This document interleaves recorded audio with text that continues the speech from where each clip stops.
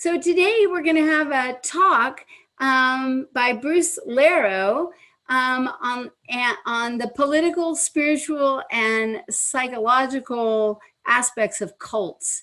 So Bruce is a macro-psychologist who taught as an adjunct college teacher for 27 years in the Bay Area. He has worked as a psychological counselor and is the author of 5 books and is an artist specializing in realistic pen and ink drawings.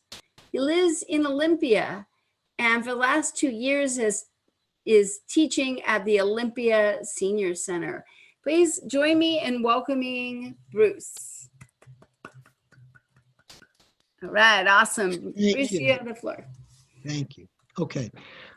So what I like to do is just tell you that this talk on cults is part of an article that I've written. And what I would like to do is to just kind of give you the overview of the article, knowing that I'm only going to cover certain parts today because I only have about 20 minutes.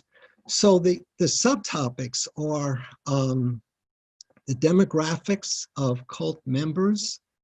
What kind of cults are they is the second subcategory.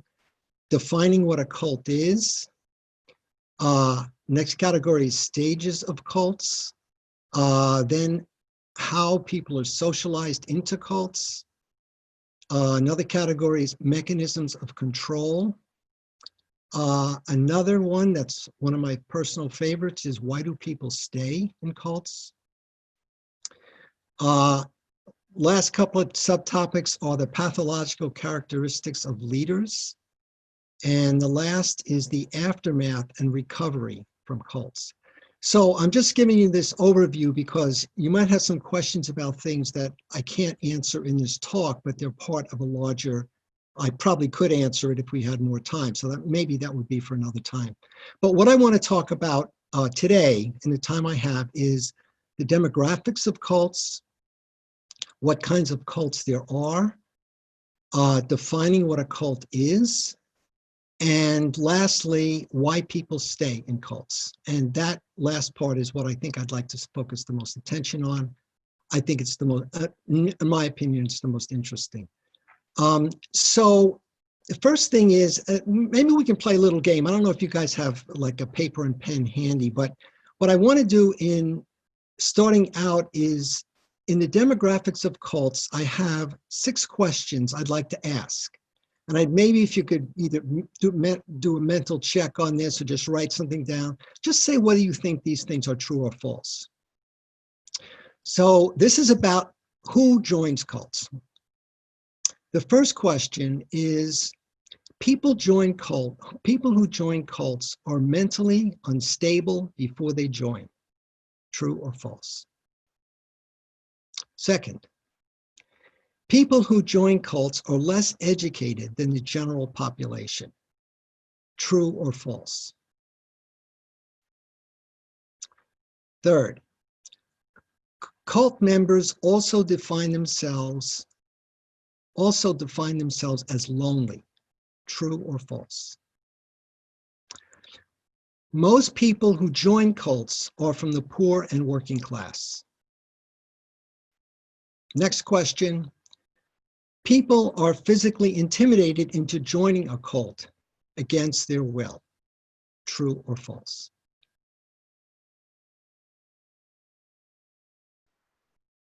And the last question is, no matter how much your vocabulary changes once inside a cult, you can still control what and how you think. True or false? So, according to my research, all the answers here are false. So, if you like, later on during our discussion, we can kind of go over this. And if you want to, contest it, we can have a discussion about it. But these are all 6 stereotypes about what people think about people who join cults. And they don't stand up to research. Okay, so the second thing I've done is I've divided cults into 3 types. spiritual cults, psychological cults, and political cults. I've also divided them into left-wing and right-wing. So, for example, in spiritual cults, an example of a left-wing spiritual cult are the People's Temple, if you remember them. A right-wing spiritual cult would be the Unification Church, Reverend Moon. Another left-wing spiritual cult would be Heaven's Gate, Marshall Applewhite's group.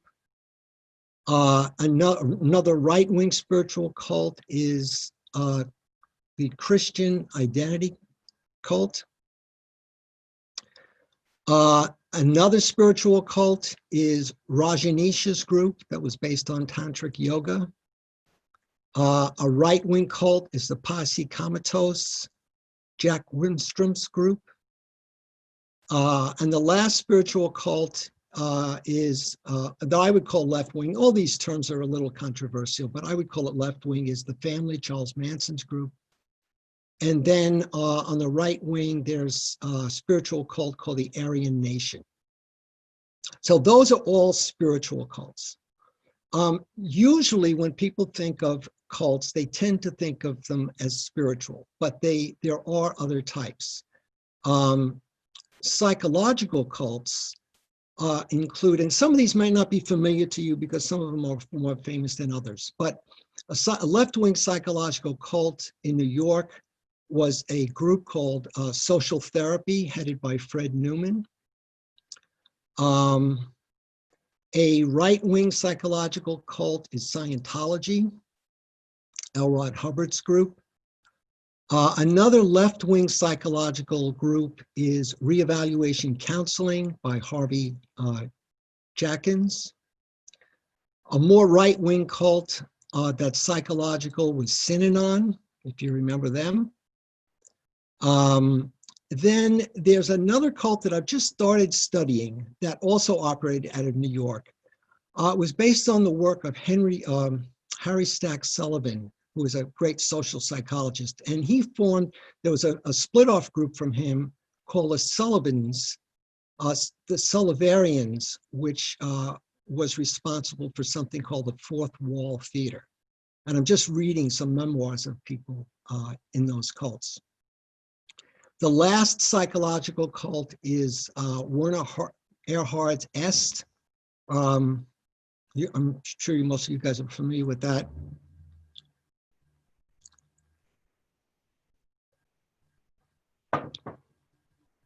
Lastly, political cults. One left-wing political cult was something called the New Alliance Party, which was also headed up by Fred Newman. So there was a relationship between the New Alliance Party, that was a political cult, and Social Therapy, which was a psychological cult, and they kind of worked together. Another left-wing political cult is a group that existed in San Francisco called the Democratic Workers' Party. And then lastly, there was a right-wing political cult. I don't know if you've ever heard of someone called Lyndon LaRouche, but LaRouche was around in the 70s, and he was originally a leftist, and then he moved over to the right wing. So all these groups are cults, and of course they're different from each other, but they have, despite the different categories of spiritual, psychological, and political, they really do have many characteristics in common. So that's what I'm going to get to next. So the next thing I want to talk about is what is a cult. So I'm going to give you a working definition. I'll give you like a text definition of it, and then I'll give you 10 characteristics. Okay, so cults usually grow in a climate of political and economic or ecological instabilities in which the existing social order has been compromised. A cult is a spiritual, psychological, or political institution in which hypercritical in which, and this is an interesting point, I think, in which people come into a cult with a hypercritical attitude towards society and of the existing spiritual, psychological, or political institutions. And they usually wish to overthrow the existing institutions, and they sometimes aspire to create heaven on earth.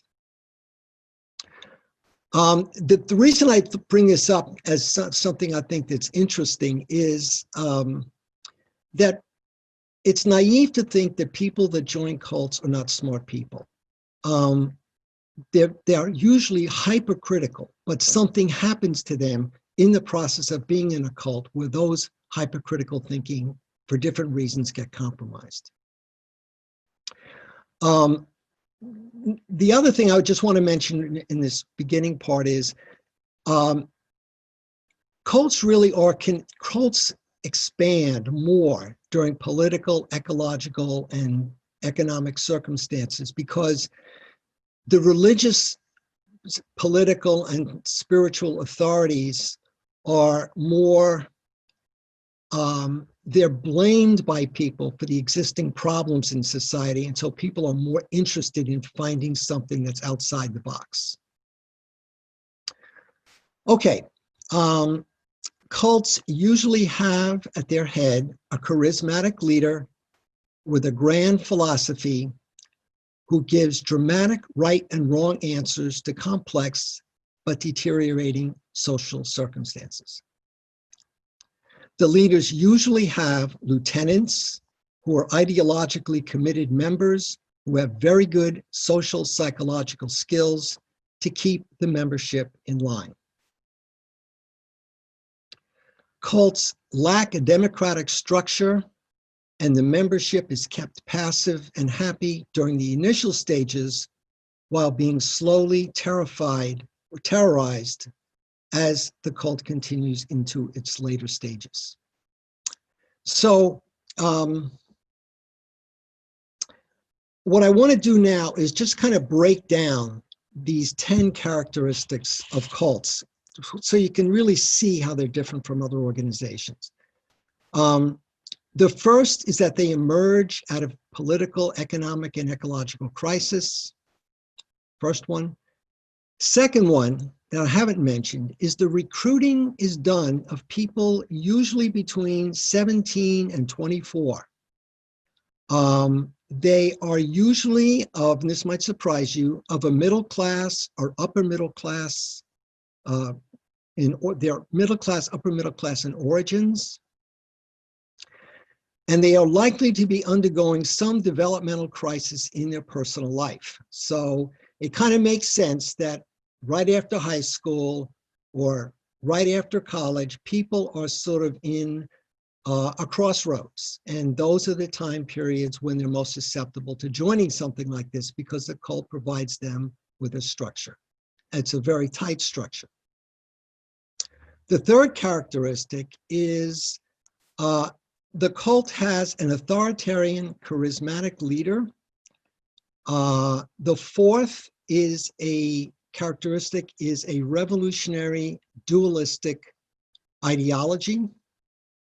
In other words, breaking the world into either or is very important. The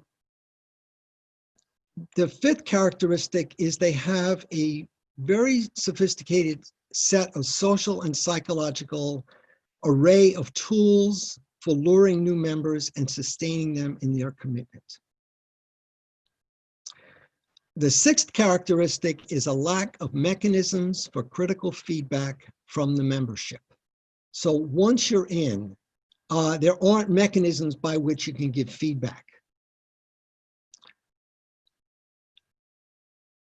The seventh characteristic is the small groups of lieutenants isolate and keep atomized the membership through spying so that no coherent opposition can form. So let me give you an example of this. In the Democratic Workers' Party, they had a rule called no gossiping.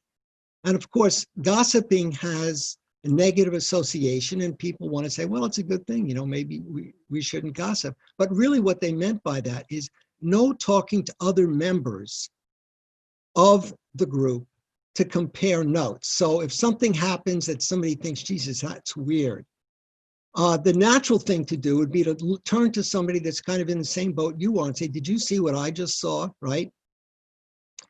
And the idea is that that is considered gossip, so that in order to keep people isolated, you want to find mechanisms to keep them from talking to each other. So this rule, don't gossip, is a way to keep people from comparing notes.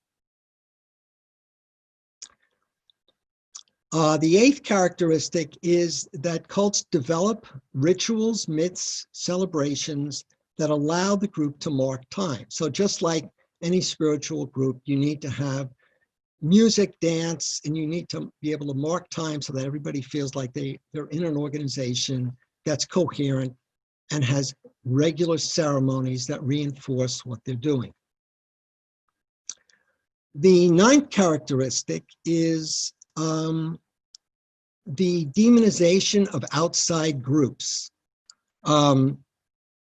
At the beginning of cults, outside groups are presented to the members as if they're either ignorant or they're just uninformed or unenlightened. But if the cult deteriorates, one of the characteristics is they'll begin to demonize outsiders. They will say that your family doesn't understand you, that your family is out to get you, your family is part of the problem. And that's one way to keep people inside the cult, because they feel like if they have no place else to go if they leave. And the last of the 10 characteristics is rigid, what I would call terrorized boundaries that make it extremely difficult to leave. And I think I probably will be able to go into that a little bit later. Okay, so the last thing I want to talk about is, why do people remain complicit in their own oppression? In other words, why do people stay? Now, because at this point, anyone would think, what is wrong with these people? Why are they staying there? They were once hypercritical people who questioned everything. Where is that spirit now? Why don't they just run away? Okay, now, before I go into the reasons why, I want to say something about why this business of group complicity is interesting to me. I don't know if any of you have heard of a psychologist, pretty controversial guy who lived in Germany for most of his life. His name was Wilhelm Reich. And Reich was a great mass psychologist. And one of the things he said that, scandalized many people, including socialists. Even though Reich was a socialist, he was on the outs with the Communist Party because of some of the things he said. This was one of the things he said. He said, there never could have been a Hitler unless there was a little bit of Hitler in a whole lot of people. So the reason this is interesting to me is typically, because I also do, classes in group dynamics and things, is whenever a group goes wrong, typically what people do is two things. One is they blame the leaders. The leaders aren't this way, the leaders should be that way. If only the leaders would have done this, things would have been different.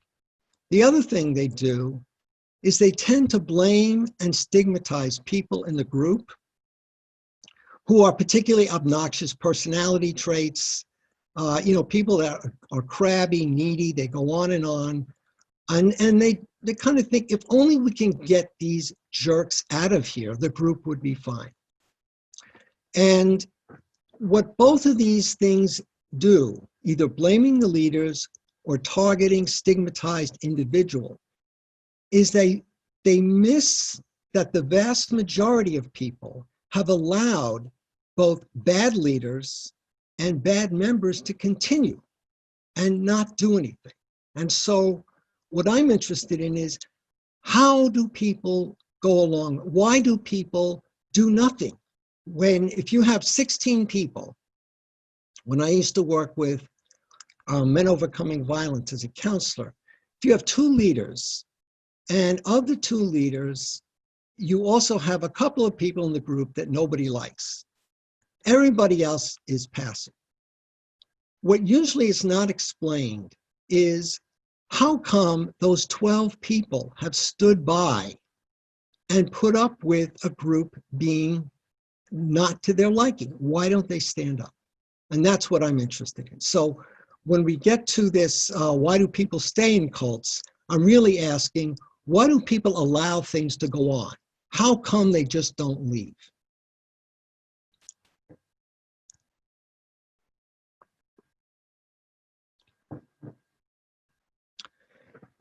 Okay, so I'm going to give you 9 reasons.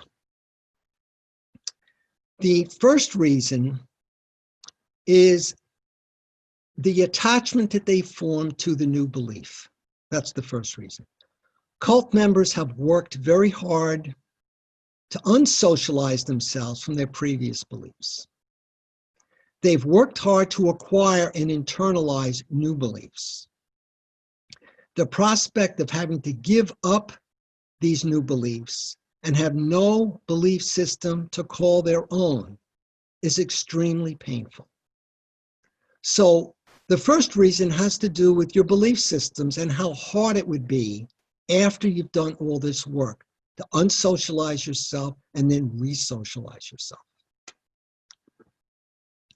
The second reason, I'm sure you've heard of, that applies to other situations as well, why people stay: cognitive dissonance. Research has shown that once people commit to something publicly, in their actions, whether they've written about it or they've talked about it, they are much more likely to stay with their commitment.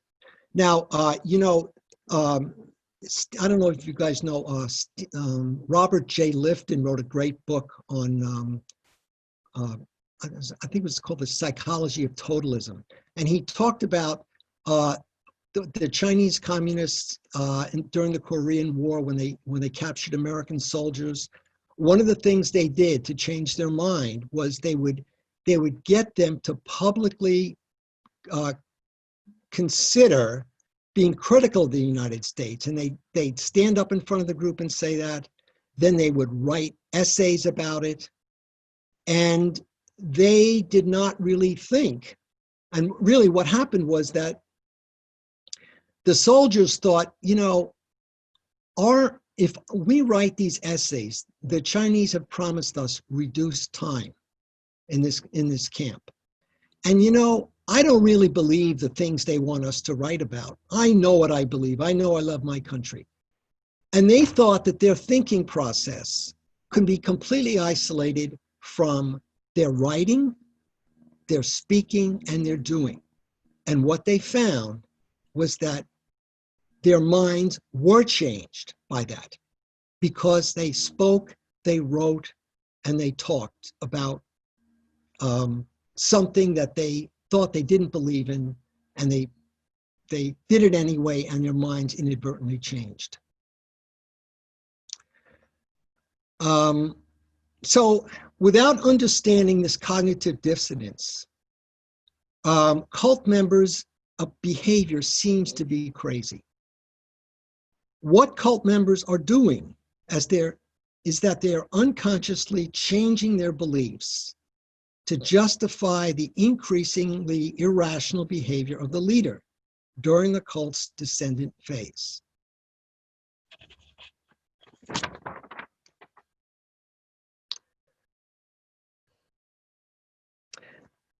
The members do not see that their beliefs are changing because there is no one in the community to point that out. And many people don't want to see it because they are in the same boat. The fourth characteristic of why people stay is entrapment. Just as in personal romances, once you put in time, effort, resources into a relationship, you acquire a stake in it and you're reluctant to give it up. Buying furniture together, buying a house together, pooling finances, and having children all become obstacles to throwing in the towel, even if you're unhappy.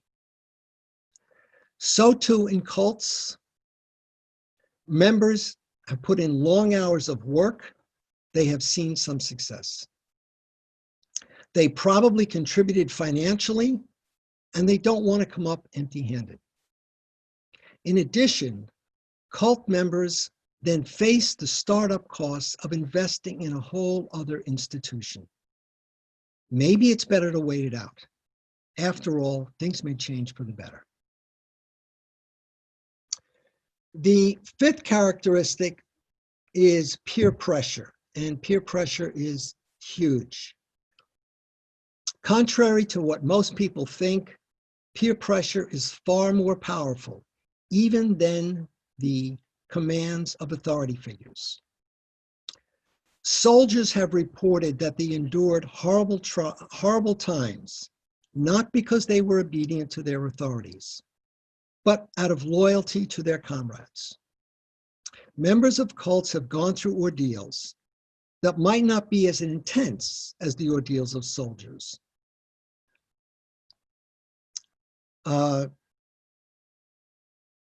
Not be as intense as the ordeal of soldiers that soldiers may go through in 8 weeks of boot camp, but the ordeal lasts much longer. In both cases, extreme loyalty is produced in soldiers and cult members. They don't want to let their comrades down. In addition, cults have doctors, lawyers, social workers with advanced degrees. Their presence makes it more difficult to leave for the less professional cult members, because those on the lower rungs of the hierarchy have to consider that even these highly trained professionals have been duped themselves. How could this be? Now, right now, not all cults have doctors, lawyers, etc., and social workers, but the ones that are larger do. And so it's much more difficult for somebody that doesn't have that kind of training to believe that these people could be wrong. The next characteristic is exhaustion from overwork allows little time for self-reflection and objectivity.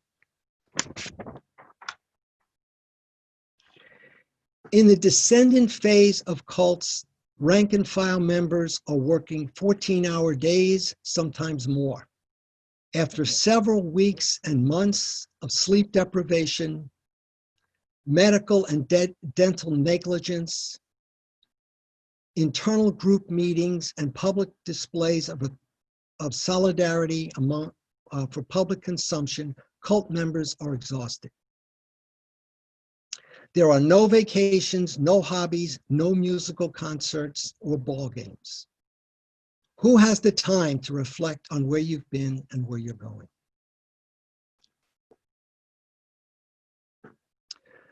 Next characteristic is, let's see, 4 more. Next characteristic is burnt bridges separates the members from their past. When you join the military, when your 4 years are up, you come back to a civilian life that is intact. If you join a convent and then you realize after a few years it's not for you, your family and friends are still there. Because cults are extremist groups, it is necessary to cut off family, friends, workmates, and church in order to participate. For a cult member, there is anger, confusion, hurt, revenge, shunning that is waiting for them on the other side. So in other words, when they leave, they have to face angry, confused, hurt, people that feel revenge and shunning. That's the psychological climate of people that they're going to have to face if they decide they're going to leave, and people know that. Members of cults know that.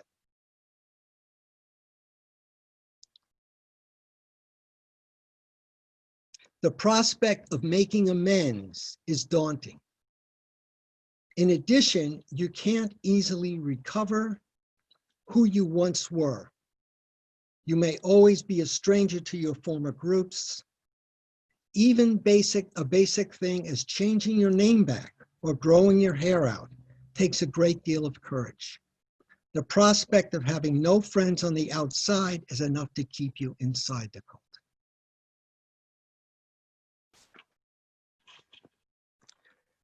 The next characteristic that keeps people to stay is being ridiculed. Being called names by cult members is very painful. If you consider wanting to leave and state your reasons to others, you may receive a vicious reaction because you may be bringing up self-doubts the other members would rather not face. You can expect to be called a spy, a traitor, a materialist, a bourgeois, or less evolved, depending on whether the group is psychological, spiritual, or political. These are the very words that were used to denounce those outside the cult. Now you are one of the enemies, an infiltrator. You watch this happen to others who tried to leave, and now it is happening to you. The next to last characteristic is fear for your life. The wealthier cults such as Scientology and the Munis play hardball. They will threaten you with lawsuits, loss of employment, character assassination, and sometimes death.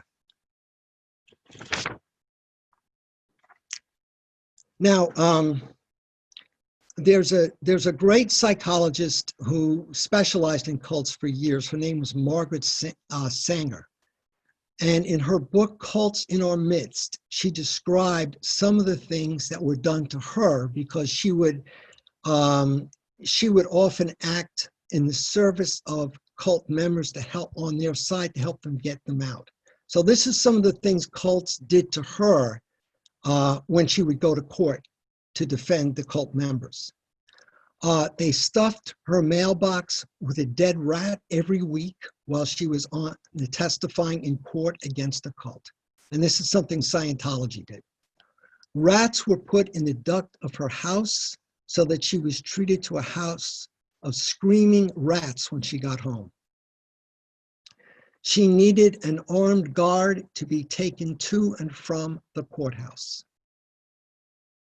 She was kept on the witness stand for 12 and a half days by cult lawyers' cross-examination.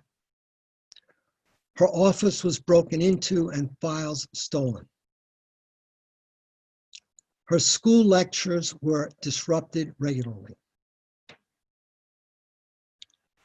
Okay, and the last reason why cults stay are guilt and embarrassment over having participated in the group to begin with. A cult member begins to have inklings that some of the things the cult has done were pretty horrible and that they were complicit in it. It takes time to understand and to be compassionate with yourself as to how you could be so naive as to why you joined and why you stayed. If you stay in the cult, your complicity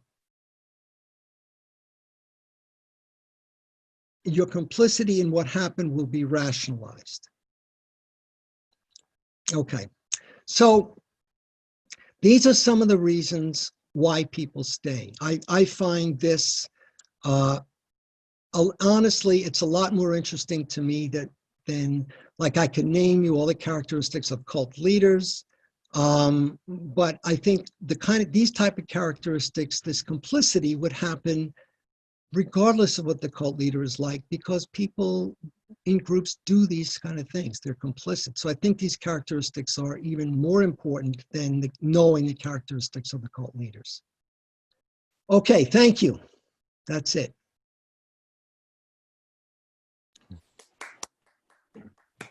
Thank you. Can we get a round of applause for Bruce?